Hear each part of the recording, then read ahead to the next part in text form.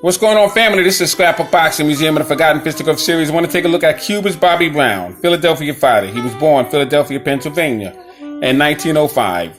He died November 7th, 1929 in Philadelphia, Pennsylvania. He stood 6 foot tall, weighed 170 to 175 pounds. He got total bouts of 43 fights, 35 wins, 28 knockouts, and 8 losses. Now, Cuba's Bobby Brown would fight fighters such as Jeff Smith, Battling Levinsky, Maxie Rosenblum, Homer Robinson, Tiger Jack Payne, Gunboat Williams, and Two-Tone Tony Galento.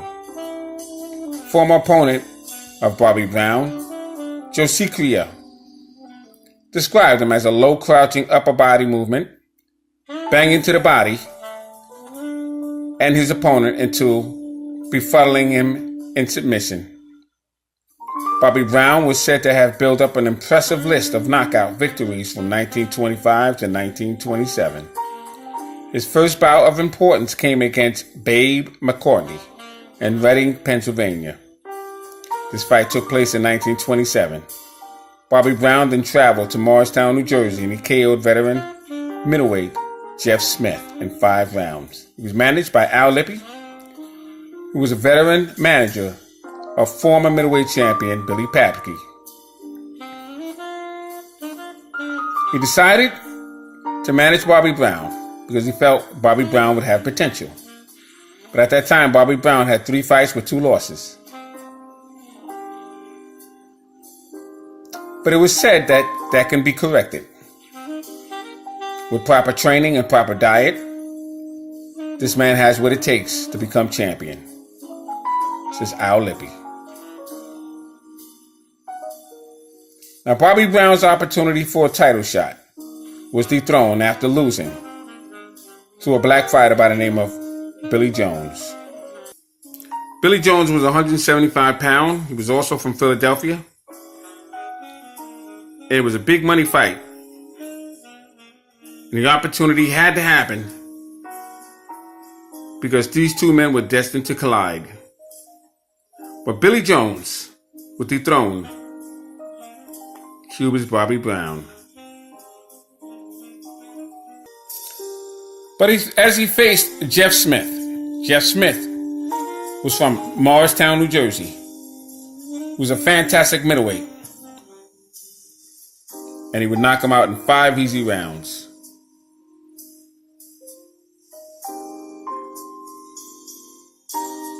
Jeff Smith would eventually move to Bayonne, New Jersey. But he was a fantastic fighter with Jeff Smith. Had great fights with Harry Greb and many others. But he would lose to Cuba's Bobby Brown.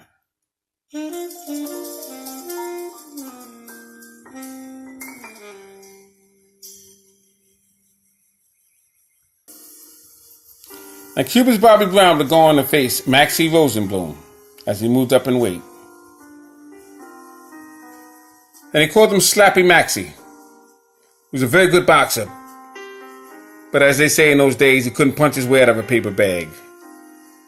Over 200 fights, he would become light heavyweight champion of the world.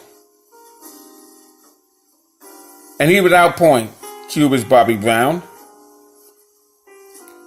And they would have 3 different fights at 3 separate occasions. And Bobby Brown would win 1. And Maxie Rosenblum would win 2 fights.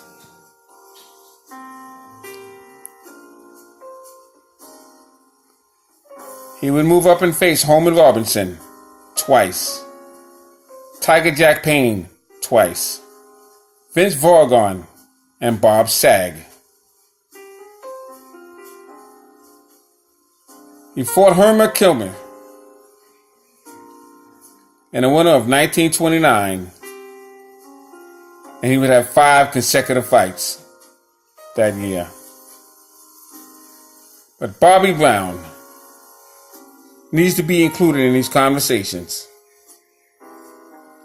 because he was a very good Philadelphia fighter. Came along at a time when opportunities were not presented.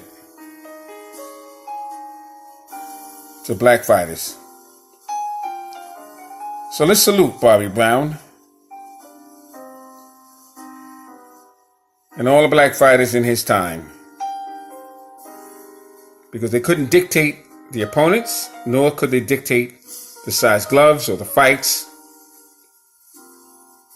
All they can do is face the men in front of them under the rules that they were provided with and under the political guidelines that so unjustly stood in their way. Thanks for hanging in there with me. Scrapbook Boxing, Museum of the Forgotten Fisticuffs series. All great fights and all great fighters will never be forgotten on my channel.